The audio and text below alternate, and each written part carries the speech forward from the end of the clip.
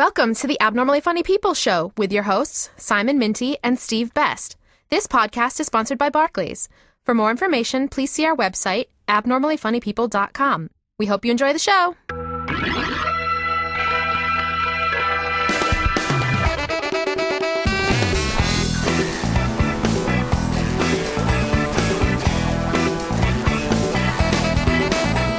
Hello and welcome to the Abnormally Funny People Show number 11. I'm Simon Minty. Hello, I'm Steve Best.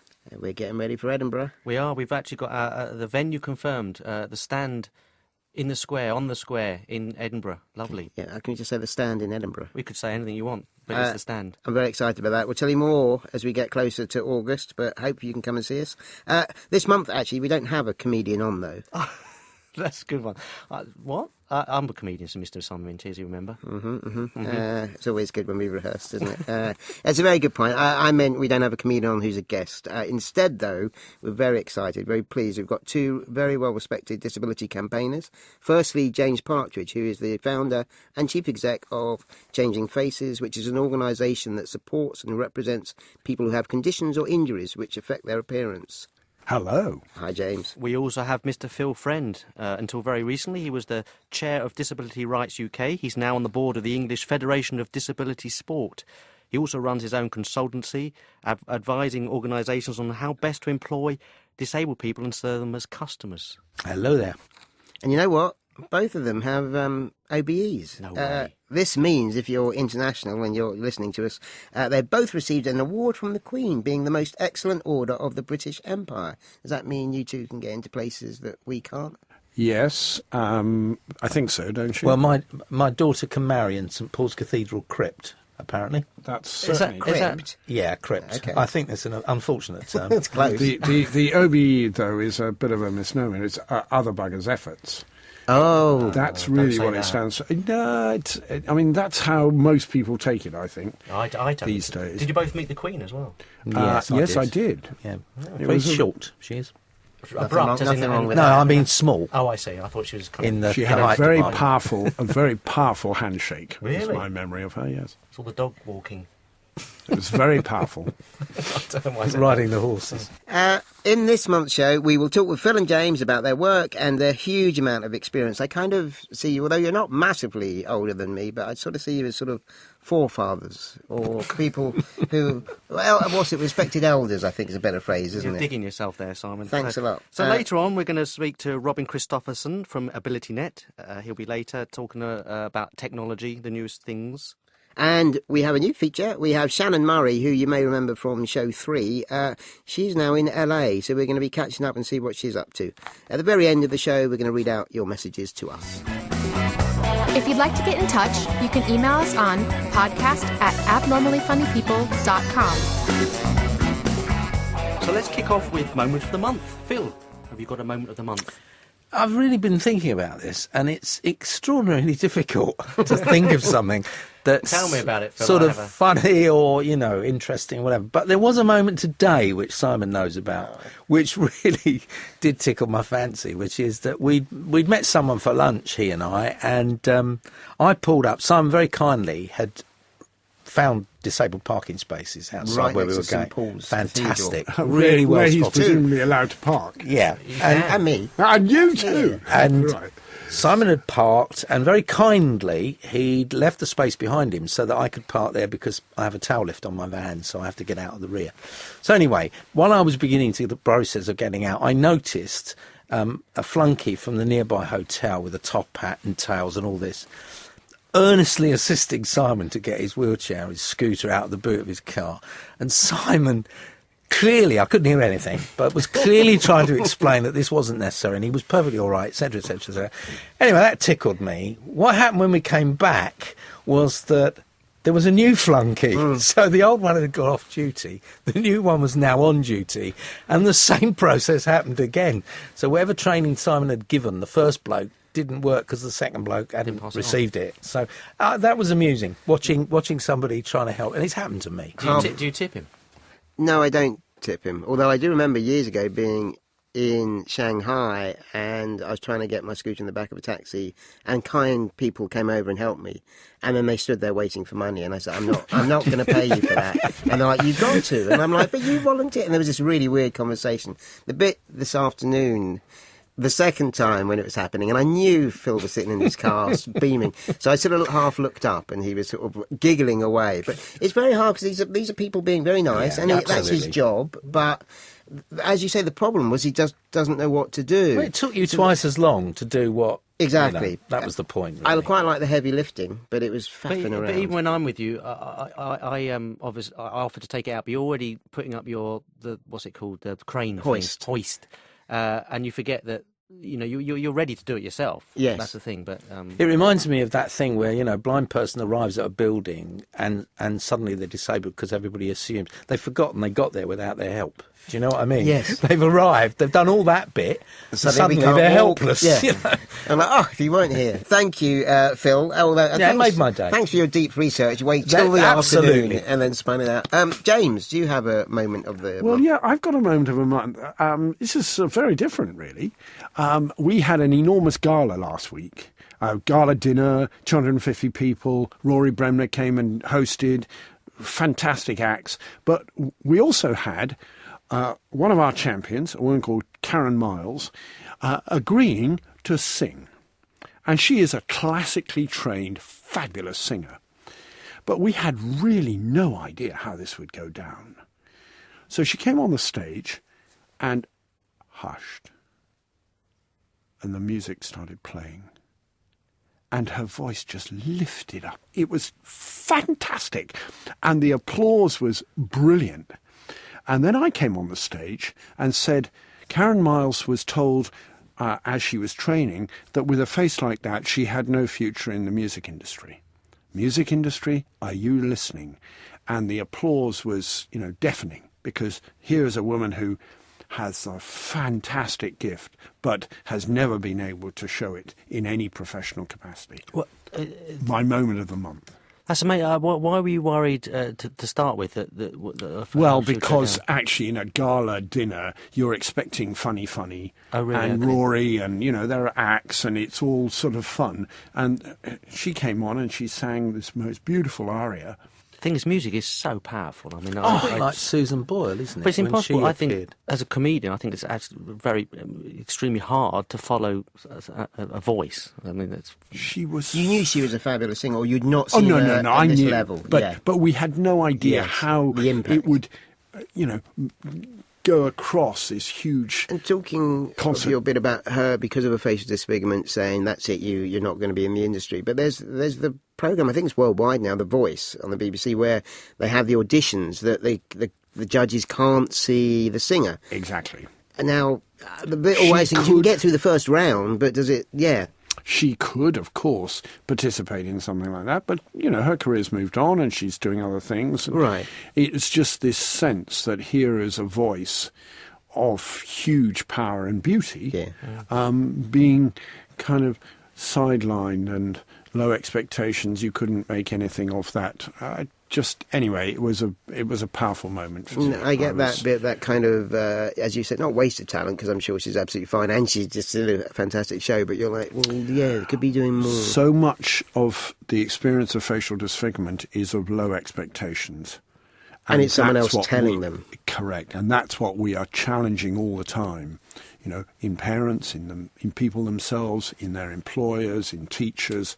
So it was a good moment. I got goosebumps. I wasn't even there. Yeah, no. It's a bit cold in the studio, isn't it? So whenever you hear voices, beautiful voices, you know that effect. So, sorry, that was really loud. So Simon, your beautiful voice. What about your moment of the month? Serious and a funny one. Any order? Serious first. This was a lovely moment for me. I had two meetings, and they were both on Horseferry Road in London. Unfortunately, they were 4 hours apart. And I was like, oh, man. So, cut a long story short, I found myself at the Royal Festival Hall in between, which is, 2 miles away, something like that. And then I thought I should get back into my car, and as Phil said, I had my fun and games to put my scooter in. But I thought, you know what, I know the route. It's not that far. It was a nice day. So I scooted from the Royal Festival Hall all the way along the South Bank, over Westminster Bridge, around the Houses of Parliament, and then ended up at Horseferry Road. this sounds a little bit, trying to get a bit emotional. There was such joy of just being out and about and not being in my car, just whizzing along the street. I mean, there was too many people, and it's really hard on a little mobility scooter. But the principle of that freedom, and also there's drop curbs everywhere, obviously, so I could go wherever I wanted. I made it to, and I realised it took me 20 minutes to do this journey, which it would have taken me either longer in the car because of putting the scooter in or traffic. And then I just scooted back, and I suddenly thought, I want to live bang in the middle of London and just get rid of my car and just scoot everywhere. It's really lovely. Is London the drop curb thing? Is that everywhere in big cities? Do you think around the world? Or not the world, but Europe. US cities very good. Yeah. And Paris has become Barcelona. very good. Yeah. Barcelona's very good. So it's a bit hit and miss. Yeah. There's some other countries not so much. But London's great. Absolutely. Yeah. The other one was I'd running a course which had disabled people on it, and there was a lovely moment. This is a personal development program, and there was a moment where there was a wheelchair user, a lady who'd got into the lift, and because we were quite friendly by this point, this was a 2-day course, I said, can I squeeze in there as well? He said, yeah, sure. So I squeezed in as well. So we got to the floor we were getting out, and we realised the way I'd squeezed her and the way her angle, Oh, no, not another one. she couldn't turn her wheels. And so it meant she was really jammed right in that position, and my scooter was jamming as well, and I couldn't get because the doors were closed behind me. So she was doing these various manoeuvres and trying to go back and forth. Eventually, she sort of half got out of the wheelchair, but as she did, her trousers got caught on part of the wheelchair, and they dropped, and she showed me a bottom. And I just went, oh! And she went, and we were fine. We sort of went out of the lift and went, we shouldn't have done that, should we? You exchanged numbers. We didn't. It was a funny little moment, Fair enough. more than we were expecting. How about you, Steve Best, our token non-disabled person? What did you come up with this month? Well, a bit like James, mine are kind of musical related. Two of them really. I was doing a charity show. We were talking about this last month at the, and I actually did a charity show this time, but it's actually for a friend who was running it. So at the Comedy Store, and on the way home, Piccadilly Tube, there was a guy playing fantastic electric guitar, but he had didn't have a full arm on the the strumming hand. But it was just extraordinary, a really good, great player. And it reminded me of Xander. Do you remember the Xander and the Peace Pirates? Yes. The guy, he played a guitar with a hook on the same hand. It was just phenomenal. And this guy was great. What was he using? The one on the tube, actually, I couldn't quite see. I think he wasn't using anything, just his arm. Okay. Yeah, but Xander uses a kind of a hooky thing. I don't know what it's called really, a technical term for that. But I'll put the link on for the Xander, but I can't put the link on for the guy on the tube because And I need to spin it a bit, because that could creep to me into, oh, how inspirational and how amazing that despite not having an arm, he can still play it. But you're a very serious guitar player. I am. And presumably you're thinking your flamenco and your stuff that you play without a very good strumming hand. Is this really difficult to do? I think with electric, you see, you could use a pick, which it's like, with me, classical guitar-wise or flamenco, you'd use all fingers on it, so it doesn't really come into it that way. I think if he was playing classical guitar, then so his is electric. His electric with a pick. He somehow was kind of picking it. Yeah. So it sounds pretty easy. Well, he was rubbish, really. No, but he was. Well, that was my point. Is he great because he was just playing brilliant music, or was it great because he didn't have part of his arm? Well, I suppose both. It was great music. He was playing great music. So if someone who had the full arm was playing, I think that was great music as well. Great. Yeah. Great. Does that make sense? That's music. Great. Great music. But the other one is the music as well. Is actually Alex, my wife. She put me onto this because she does some language impairments with Down syndrome, people with Down syndrome, and she put me onto this. There's a Finnish, the people who are going into the Finnish Eurovision Song Contest. They all got learning disabilities, and it's a punk band. What's it called? PKN. And hopefully we can have a quick listen to them now. Aina mun pitää siivota. Aina mun pitää tiskata. Aina mun pitää käydä töissä. So that's kind of real punky music, but they've all got Learning disability, and they're going. And Not your apparently- arias anymore, James. We've moved on. You can hear the arias, incidentally, on Facebook, on our Facebook page. Okay. Well, We'll we'll get a link link. that. We'll Yeah. link that. We're linking Link that everything. in. We've got lots of links. Good. But these guys, there was an article about these guys, and someone was saying they've all got have Down syndrome. But Alex studies there's another syndrome called Williams syndrome, and one of them has definitely got that. That's what Alex is saying.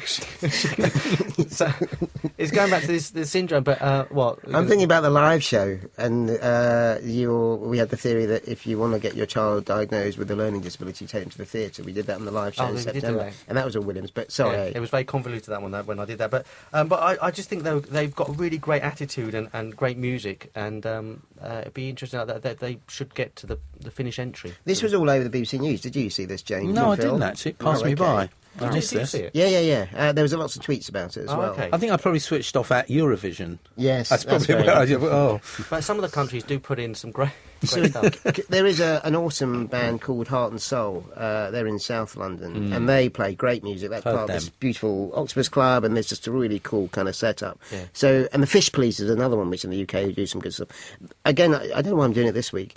Were they great at their punk music, or do you think that learning disability bit affects your judgment? You kind of, is there a bit of a It depends what kind of music you're into. I mean, I'm not really into this kind of real punk stuff, but I really went for. I'm not too sure. Maybe there was a bit of both on that one, because you think this they seem to be playing their instruments really well as well. So there's a full bit- arms? They're all full arms. Yeah, Yeah, nice, yeah, actually. yeah. Last year's Eurovision winner was that lady Conchita, Yes. but she's got a beard as well. Do Yeah. you remember oh, that? fabulous. Yeah. Is that a was disability? well, there's an interesting question about, is that a disfigurement either? So, interesting. Question. Oh, dear. Stumbled I in haven't there. got Oh, an we've gone answer, to- so Oh, please. very Well, thanks serious. for coming on, James. Yeah. Chief Exec of Change Your So Face. beards I are mean, now that- disfigurements. Yeah, but it's an unusual appearance, certainly. Going back, but some of the lyrics made me laugh. Yeah, so it is because your story. No, not at all. Because in Finnish, you can't. I don't. You know, I tried to learn the language, but it's start finish, but it was a bit too quick. But that's what huh? I Very know, good. That is Very one of good. Steve's proper stage jokes, and Yeah. I can't believe you fluffed it yourself. A little bit. It doesn't matter. No comedians on this show. But one of the links. I had a coffee and I took a dump, which is that's not a sensible lyric, but it's made me laugh. And then one of the limits. I must eat pig food in the nut house. I keep my mouth shut, or they will stab me. Oh, that's one. quite dear. aggressive. Heavy Punk, end straight punk stuff. like that, Yeah, so, They don't care, those Very guys. Finnish They punk. don't care. Love it. I really did. Oh yeah, it's great. Check it out. We'll put a link on. If it means Eurovision's becoming a bit more diverse and a bit more interesting, then fabulous. Yeah, Yeah. good on them. Get some out there. Great. Thank you very much, Steve. Coming up next, we will speak to James and Phil about their work and where disability sits in the UK today. Find us on Twitter or Facebook by searching for Abnormally Funny People or using the hashtag AFP Show.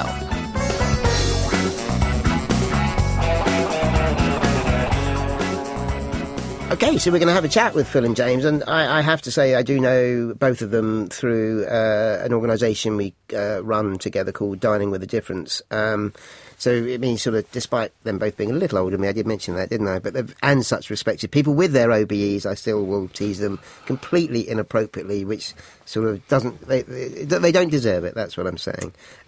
James, you did mention in the intro a little bit about the organisation and what you're doing. For those who've not come across you, why did you set it up? What was the original purpose? Well, Changing Faces, I set it up in '92, really because I'd been through a really horrendous car fire back in the late teens, and I'd lost my face and I'd lost quite a lot of other parts of me in the fire, and really trying to get back together again to become a citizen, not a patient, took years. And with something like this, and there are many, many different causes of facial disfigurement, from accident like mine, but from birth, from cancer treatments, from skin conditions, facial paralysis, all sorts of different reasons, loss of eye.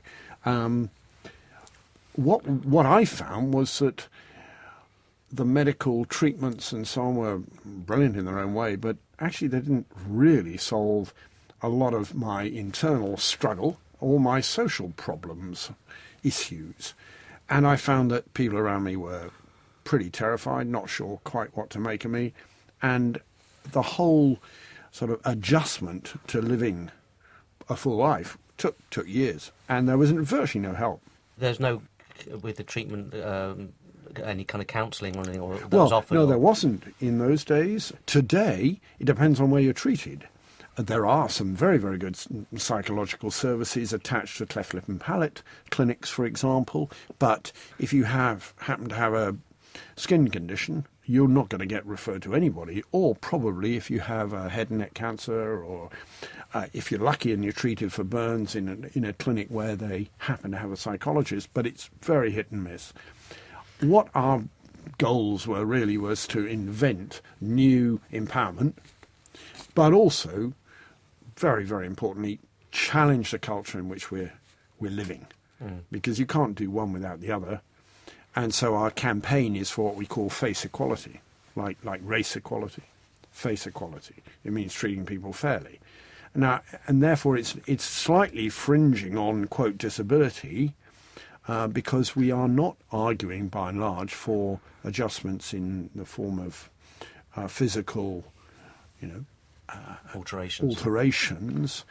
We're asking for headset change. Yeah, but I know, because I know you, and the fact that disfigurement was covered under the original definition of disability under what was the then DDA in '95 in the UK.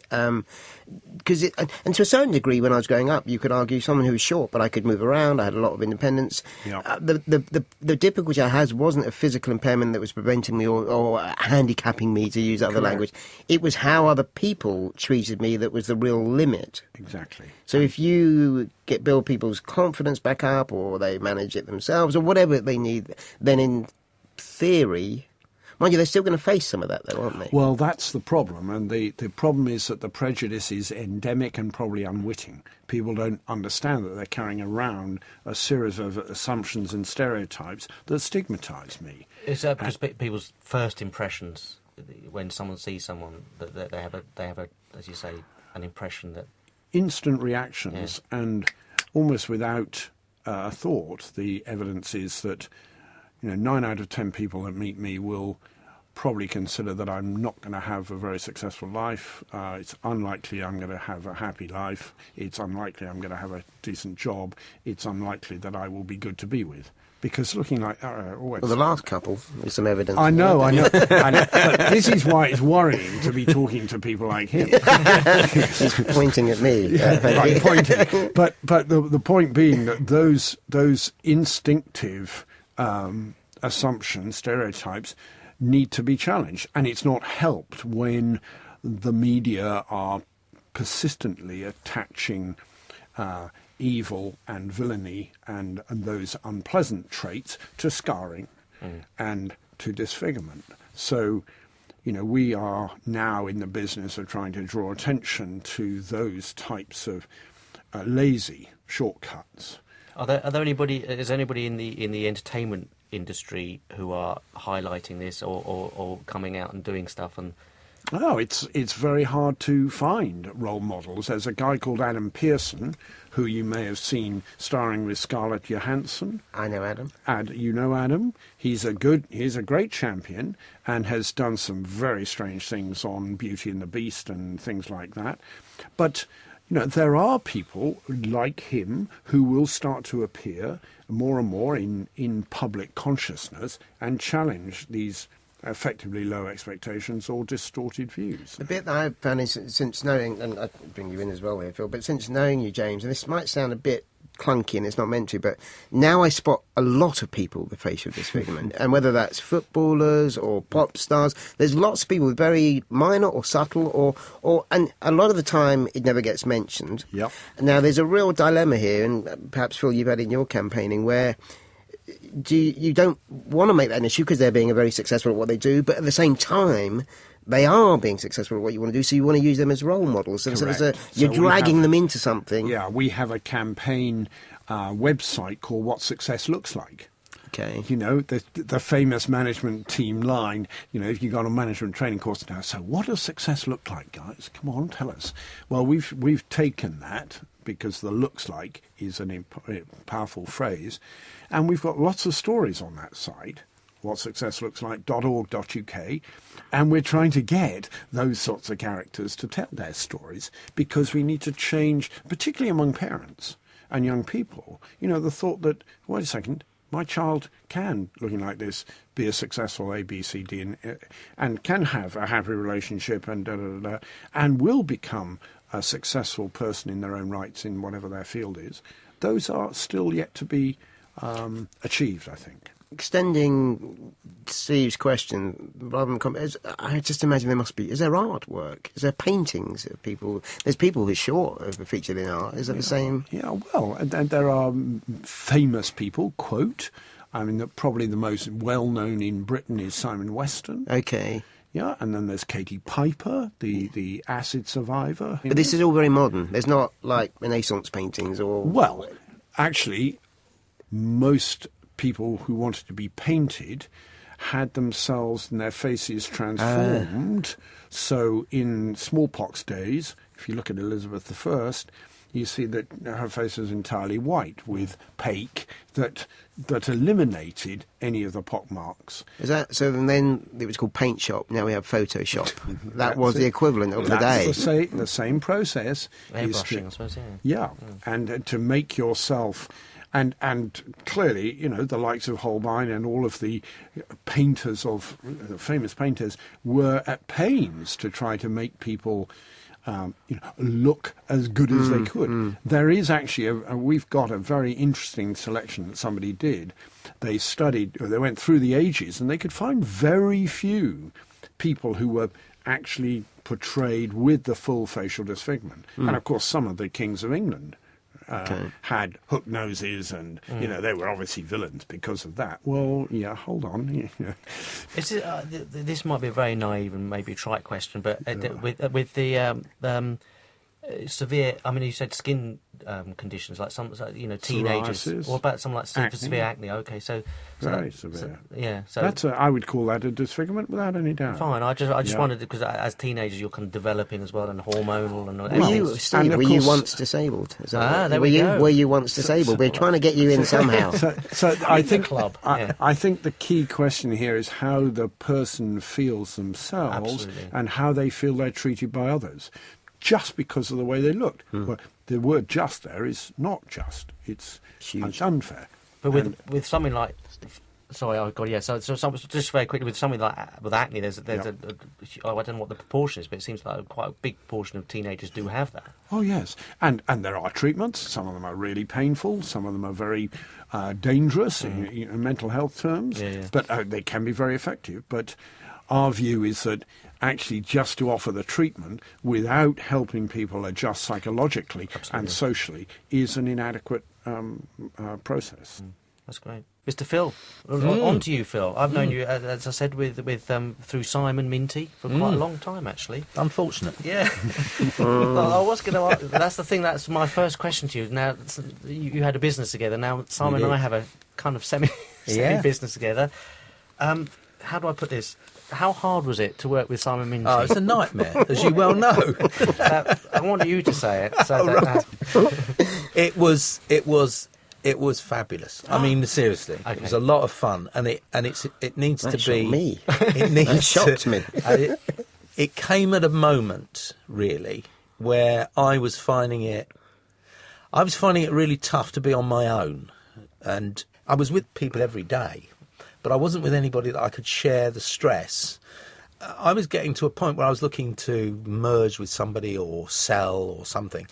And Simon just happened at that point to suggest that he could be that partner. Did you argue? You argued a lot, though, don't you? You have to argue. We argued. Just trying to get out of you. I'll tell you when we argued the most, and the most viciously, was over. Here we go. Was over what to do about managing staff. Oh, okay. We rarely argued about the direction the business was going, or the ideas we had for developing new products, or all that kind of thing. But where we had the most difficulties were trying to resolve serious staff issues. And I think Simon took one view, I took another. I remember Simon, because Simon used to come to the kind of stand-up gigs with me and all that stuff we used to talk about. But you did have some hard staff, some Absolutely. big problems. I think the thing that mattered more than anything I don't know whether some would agree with this, but my view is that the reason we never bust up over it was because I really liked him and I trusted him. That's our problem, though. But I thought Simon was wrong about his direction. That didn't mean I didn't like him. Right. No, that's Yeah, true. he was very passionate about his view. I was very passionate about mine. I think he understood that too. And we kind of I heard it. But... we sort of found our way through it, which is that I just walked out and sold the business. You know? That's where it's going. With us, yeah. Just for clarity, you sold your half. I held the other half. Sorry, there's correction. Yeah. Okay, we're going to move on now. So you stepped down as a chair of Disability Rights UK after more than 6 years. Yeah. So what would you say were the big changes when you were there?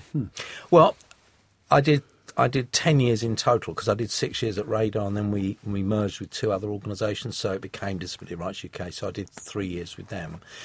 The biggest changes, oh God, where do you start? I mean, there have been serious changes. There have been massive. We were talking at lunchtime today about some of those. I mean, the fact that I went up to Manchester, this is not unlike Simon's story about going around London. I went up to Manchester on the train, which I could do, unassisted, got off the train, got on the metro, went out to Media, whatever it was, City, got back. I did all of that without even thinking about it. And 20 years ago, I couldn't have done that. Because of... Well, the accessibility. Yeah. The whole thing was just accessible. And I think we all think like that now. I think in the cities, I think rural communities have a very different experience. But I think in the cities we've come to expect that we can, and I'm only obviously talking as a mobility impaired person. I think James's points about facial disfigurement, I bet you the progress has been much slower in some ways there than we've seen with accessibility for people with physical impairments of one sort or another. So that's massive. I think attitudes have shifted. I think employers, where I spend most of my time, many of them now get it. Some don't. Some still think they've got it when they haven't. And, you know... Is there some frustration? Because I remember Simon saying that it's kind of there's kind of cycles where either the people who get it, they kind of move on and go somewhere else, and then it kind of all starts again. Yeah. But then I suppose there's a very slight shift. It does kind of get better, but in small stages. Kind of. Yeah, and I think what you're doing is you're relying on someone that you've met who's become passionate about the issue, who then moves to a different place and gets passionate about it there. So the word spreads. Right. Yeah, I think that's how it. And generationally, we're doing incremental a little bit. Sorry, James. Well, no, I was just wanting to add, Phil, and I'm sure you meant this, but the IT revolution has been phenomenal for disabled people. I think that has been, over the last 20 years, we've seen colossal change. Well, the iPhone's only 7 years old. Yeah, if you think it's about not the just apps, iPhone, it's the whole transformation of the way we communicate, the Facebook, yes, email, laptops and so on, and the accessibility of all of that to disabled people. I think that has been transformational. Well, I think it's been a bit of a two-edged sword. I mean, I agree with much of what you say, but I think we might hear from Robin later on, you know, as a blind person, how good is some of this stuff. So still way to go. But I don't disagree with your fundamental point. I think IT has made huge differences to people. I think the other thing that's, you know, the point was, what have I seen change? I've seen us acquire rights. I've seen us acquire positions in society. You know, James was talking about that earlier. I think the scary news is that going to be sustained? Because I think at the moment what we're seeing is a serious attack on welfare provision for disabled people. And now I'm talking about people who really do not have any choices. They are living on benefits because they have no choice but to. And their lifestyles and their life options are, I believe, getting much more difficult. So someone like me who can swan off to Manchester, jump on a train, etc., don't even think about it. We're now talking about people who can't leave their own homes, who are in a very different place. And I think, in a sense, that's what I was most passionate about with Disability Rights UK, was trying to not forget that group. It's very easy to think that everybody's doing well, because we are, you know, and actually there's a lot of people who are not doing very well at all. And the government of the day tries to paint that picture. So of course, finances as well.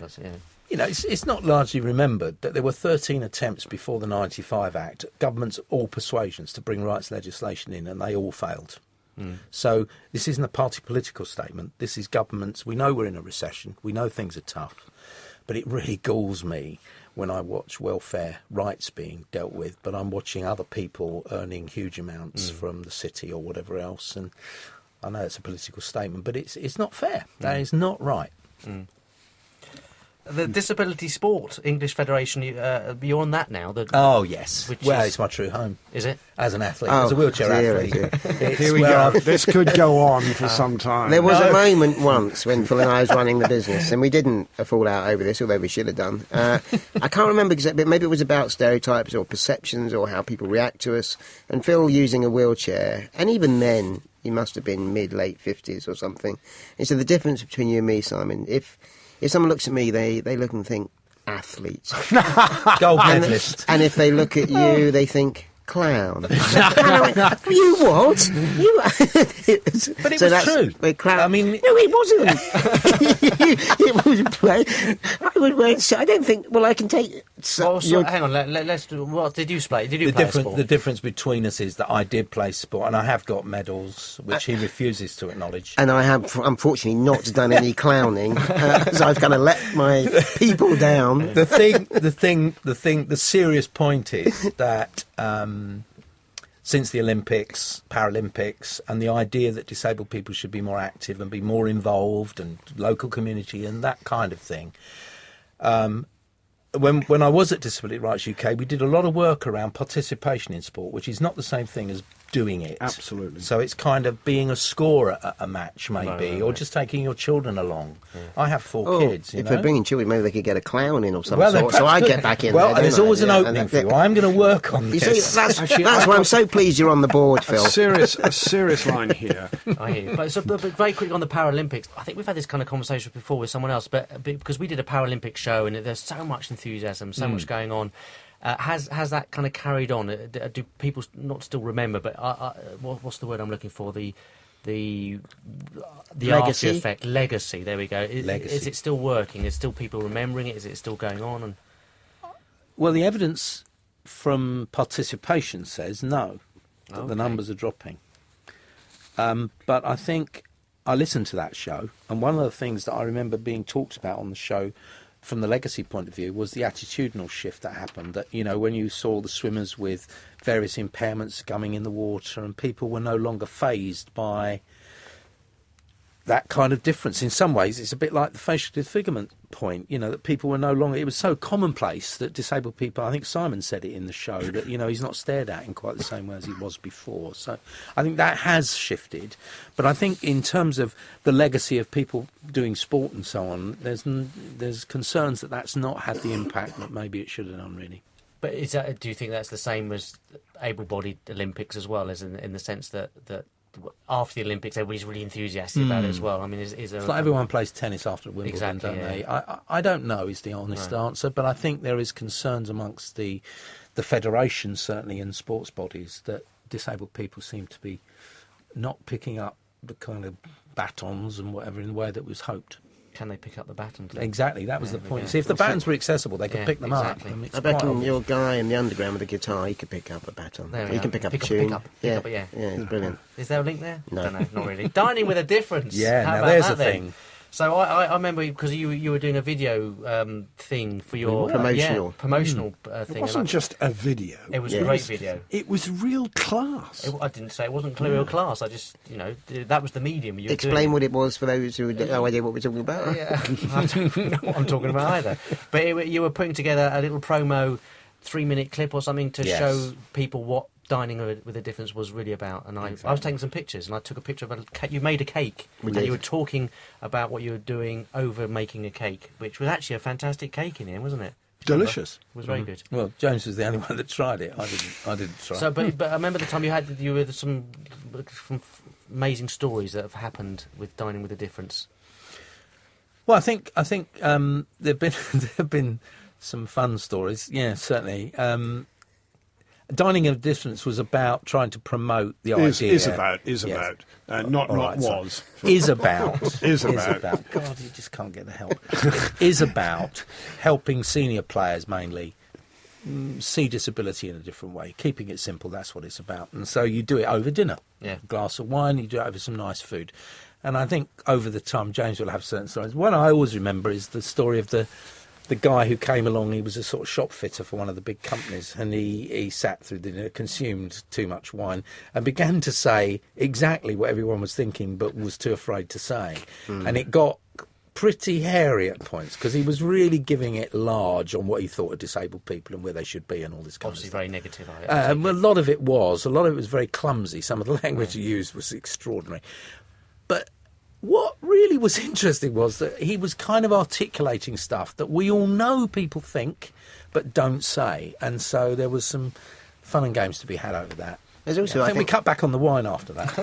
there's a skill and an art, because if you have a one-to-one with someone like that, or if it is a kind of training course or something, but because if someone's had quite a lot to drink, plus you've got other diners there, trying to steer that conversation is quite through choppy waters. Yeah. What's good is that the three of us, I mean, obviously Simon's involved as well, and each of us sits at a different table and we look after the people on our tables. So you get opportunities to have sort of more private conversations, which works terribly well. I mean, I think the whole format's a really good format. It clearly does show when you get people in the room. I mean, Barclays, the chief executive of Barclays came to one of our dinners. He came in like a rabbit in headlights. He'd never been near this subject, really. He sat with us. He broke bread with us. He talked about the issues with his senior team. And from that moment onwards was a complete convert and did an enormous amount to shift the disability debate. And that was the whole objective. Sponsoring our podcast. Thanks for taking the line. Sponsoring the podcast. That wasn't connected, that was I genuine, think, yeah. it would be interesting to do an audit trail to see, where that, how we But got actually, you where you've got. That is the important point, that actually, if we go back through the history of dining over the last 15 years... Have we got time? No, but thankfully we haven't.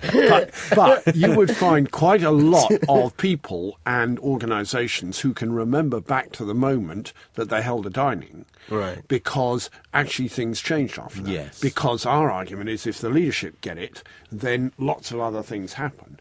But if the leadership are just being given, we ought to do this, rather than really get it, They're not going to pass they're it not down. going to do it. And your they're link not going to earlier, leave a legacy either. What's changed in the last 20 years? One of them is this sort of thing. We wouldn't have been doing this. I know the technology is available now, but, Barclays sponsoring podcasts on disability topics that are funny 20 years ago? No.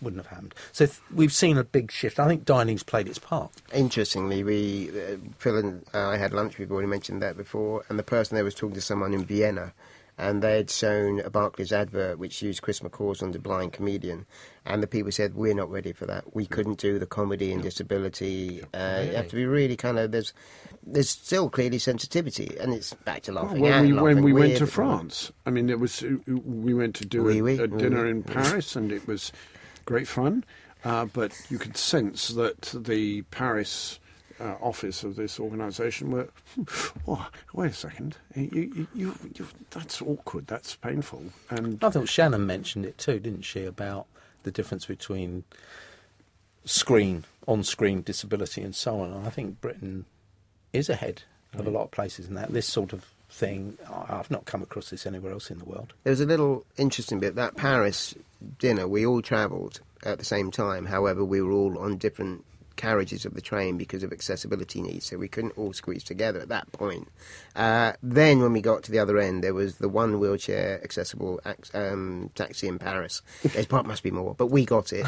And so Phil got in, and then I had to undo my scooter and pack that in. Then James got in, and we were all crammed in the back of this taxi. And I thought, hang on, we're quite serious, sort of successful business people, and then we were jam-packed in that. And then we'd had the whole train journey miles apart from each But other. that's the clown thing. So many people in a clown car. Ah, you got it. Guinness Book of Records. James and I looked at Phil and went, what an athlete. What an athlete. Exactly. How did he get in here? No, it was... But there are those moments, and we can think back. There was one where a guy that was sitting on the table suddenly left. He just disappeared. And... Oh, wait a second. And he came back about half an hour later, and I said, sorry, are you okay? He said, no, I just had to go and call a contract to halt until I made sure that it was disability, fully accessible. So he's working on at the time. And he said it 1.5 billion probably. We stopped it. Christ. Just stopped it there and then. It was only because one of the pads had not got the disability The dot on the key. on the 5. somebody couldn't locate the middle of the pad. We have what we call lots of penny drop moments on Dining with a Difference. That was the £1.5 billion That's it. moment. Yeah. Dear, oh dear. But you can go to those machines and you can go and you can find the little Amazing. number. So it's great. Little legacies. Fantastic. Lovely. Thank you very much, guys. Have a question or a comment? You can also text us or leave a voicemail on 07756 190 561. Hi there, Robin. We have Robin Christopherson from AbilityNet. Lovely to have you back. Just to let you know, we got Phil Friend and James Partridge with us. Phil's a huge fan of technology, by the way. So, Robin, your first bit of news. Well, the first thing I want to tell you about is a really natty app that's actually in public beta at the moment, and you can get involved if you wish. Basically, it helps people with a hearing impairment in sort of group conversations. So people who have hearing loss are often able to lip read when they're in a one-to-one situation, although some people do find that challenging. And obviously people can sign to each other if the other person is a signer. But what this app does, it's called TransSense, and you run it on your phone, and the other people in the group run it on their phone as well. And it listens for everybody who speaks, and it detects who's speaking closest to whichever phone it is. Mm-hmm. And all of these conversations, all of the speech, is recognised in real time. So there's no long delay as it's processing the information. It's like real-time voice recognition.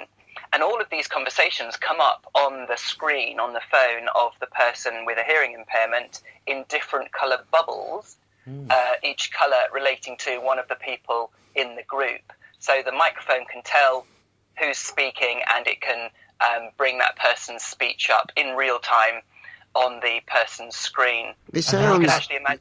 I was going to say, this sounds amazing, Robin. And my bit is, on YouTube they do automatic subtitles, and they're pretty ropey. They're generally not the same. I mean, how about quality? Do we know? That's probably why it's in beta, is it?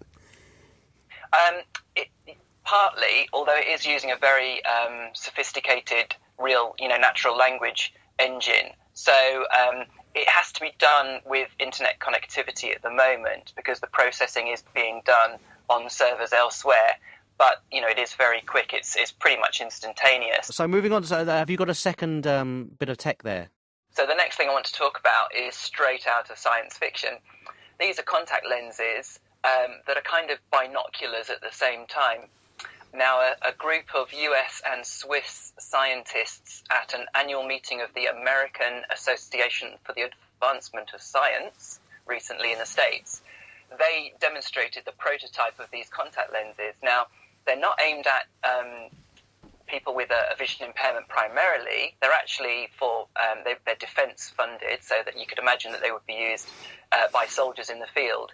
But they were demonstrated at this society meeting with people with a vision impairment in mind. Basically what they do is they can magnify your vision up to nearly 3 times, so 2.8x magnification. Wow. And they literally just zoom out so that you can see things much more closely. So you can imagine that for people with a vision impairment, this would be absolutely fantastic.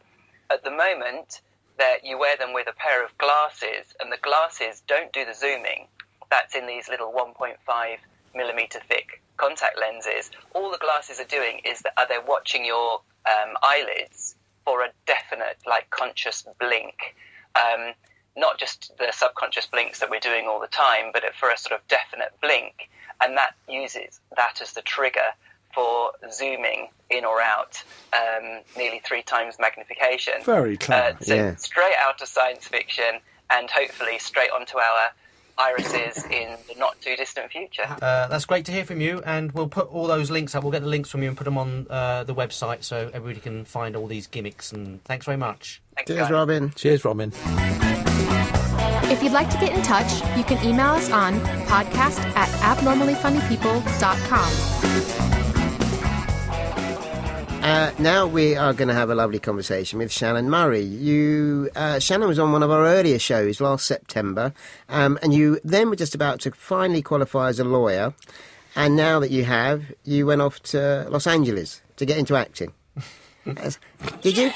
How's it? How's it all going out there? This is a big old move. Yeah, I moved. What are we up to? 5 weeks ago. So it was end of January when I came out here. It was a little bit of a kind of a shock to the system, I guess. I'd been planning it for a while, but it's only really once you move somewhere that you realise what you've jumped into. The first few weeks were spent living in a hotel in Santa Monica, doing a lot of house hunting, which was surprisingly easy for the wheelchair aspect. The difficult bit was the fact my brother has quite a large dog. And a lot of landlords have very funny rules when it comes to dogs out here. So we finally got somewhere. We moved in 3 weeks ago. It's brilliant so far. Are you there on your own, or is your brother already there, or did you both go out to find fame and fortune? My brother has lived in San Francisco for the past 13 years, and he fancied a change, so he came down to LA. So we're both down here in LA. And is he in the acting world as well, or is he doing something else? He does a mixture of things. He's a mixologist and a model. A mixologist is that? What's a mixologist again? It's a bartender that specialises in making cocktails. Lovely, I like that. I can't believe that. And in terms of, I mean, in terms of disability, is there differences between the two countries? Oh, massive. Yeah. Particularly in California, access is much, much better than it is in London.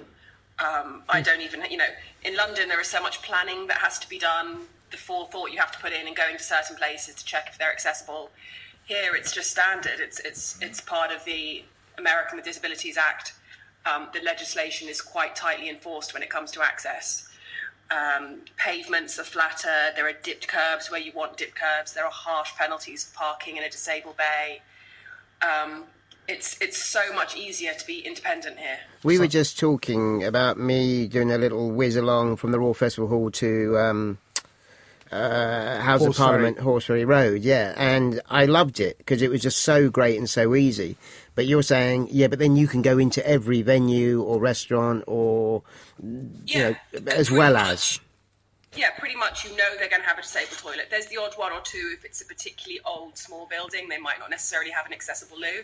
But on the whole, the logistics is much easier. Is this a case in the I'm not saying city? everything's perfect, don't get me wrong. America has its own issues. But for getting around and for house hunting, for looking for an apartment with wheelchair access, you go into an estate agent, you ask to just see the apartments that have wheelchair access, and they send you apartments that are just, wheelchair accessible. It doesn't, it's not like they're up to medical standard or something. But each apartment block, the car parks will have disabled bays. So I have my own allocated space downstairs. I can get around my apartment. It's totally flat in and out.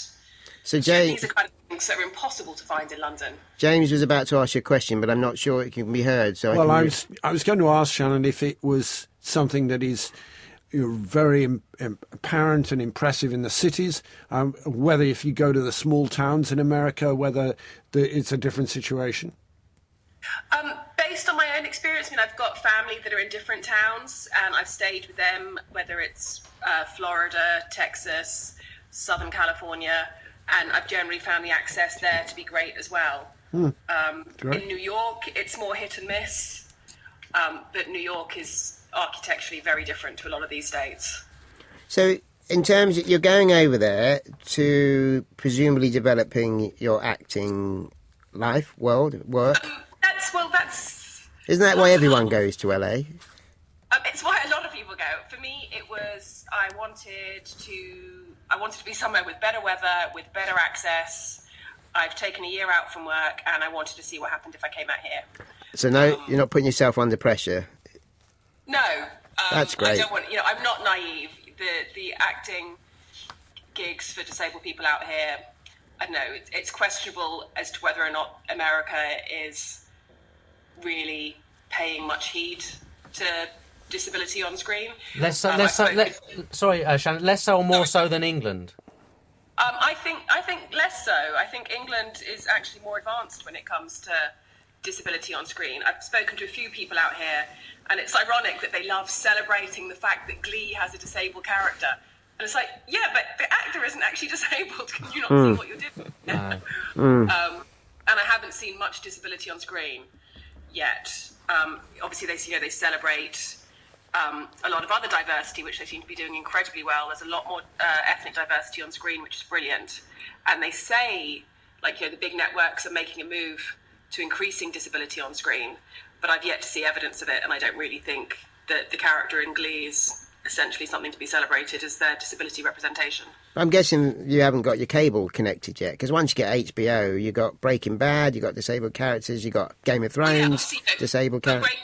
Breaking Bad is great, but it has come to an end. Yes. So, you do need something else. And obviously, my hero, Peter Dinklage in Game of Thrones. My hero.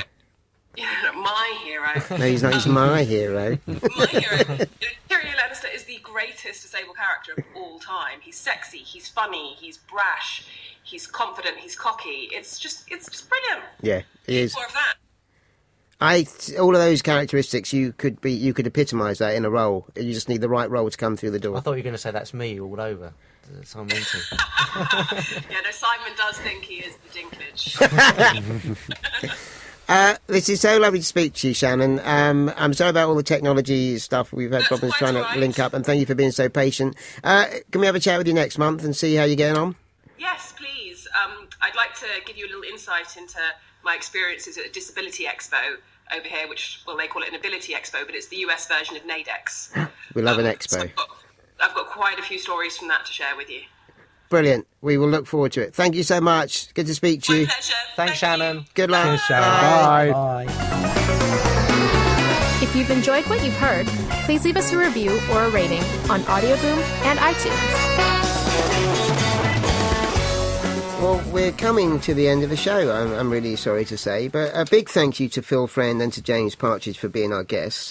Before you go, what are you up to now, Phil?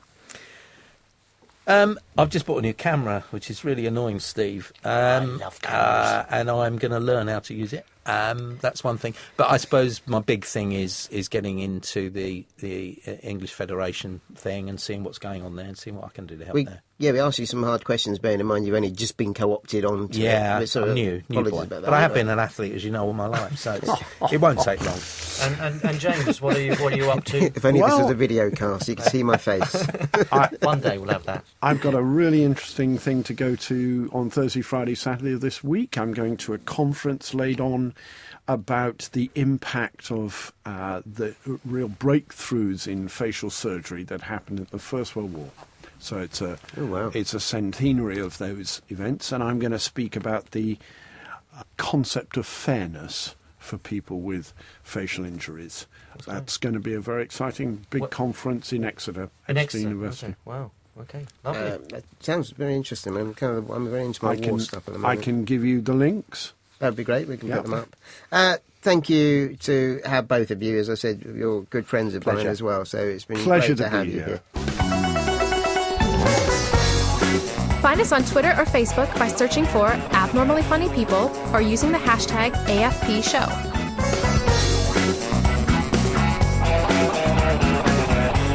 Thank you, everybody who's staying in touch with us. We love hearing from you, whether it's via Twitter, email or phone. Yes, thank you so much. And last month we had Matt Fraser and Liz Carr, the former hosts from BBC Ouch, and it was so great. Damon Rose, who is the editor of the Ouch podcast, as well as all the other Ouch stuff, dropped us a line. I think it would be great to get him and Emma Tracy on the show at some point. What do you think? That'd be great, absolutely. I think so. Well, if you want to contact us, we've mentioned all the other ways, but you can always go to the website. Everything is there. That's abnormallyfunnypeople.com. You'll find the transcript of the show there, as well as the photos and other bits and bobs with all the links. Thank you so much to our producer, Harry. And thank you all for listening.